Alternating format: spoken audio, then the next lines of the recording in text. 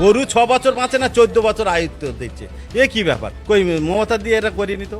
ওরে মরে মেরে বিজিবি তুলে লাভ এইটি হয়েছে আমাদের। ভুসির দোকানদার বিজলি আলো মোট দেয় না ধার, আমরা কোথায় পাবো? কিন্তু আমাদের তো লেন, ও যদি মনে করে যে হ্যাঁ বন্ধ করে রেখে দেখ, কিন্তু ও লোনটাতে দেখ, বাকিটা আমরা বুঝে নেই, ও লোনটাতে দেখ। আমাদের ছেলেরা কি করে বেকার কমপ্লিট করে বসে আছে, বসে আছে তো। ওরা কিন্তু সবচেয়ে ও সেই বসে আছে, কিন্তু এইগুলো কি করে হয়? আমরা তো এরির ওপরে ভরসা করে আছি না, যে এই গরুর ওপরে প্রত্যেক বছর একটা বেচা কেনা হয়, সবাই এরির ওপরে ভরসা আছে। কিন্তু এই যে একবার বলছে হবে কুরবানি, একবার বলছে হবে না, একবার 14 বছর, গরু 6 বছর বাঁচে না 14 বছর আয়ুত্ব দিচ্ছে, এ কি ব্যাপার? কই মমতা দিয়ে এটা করিনি তো। ওরে মরে মেরে বিজিবি তুলে লাভ এইটি হয়েছে আমাদের, যে আমাদের মরণ ছানা কোনো লাইন নেই। ও দেনাটা মিটিয়ে দেখ, আর ও নিজে বিষ কিনে এনে দেখ না।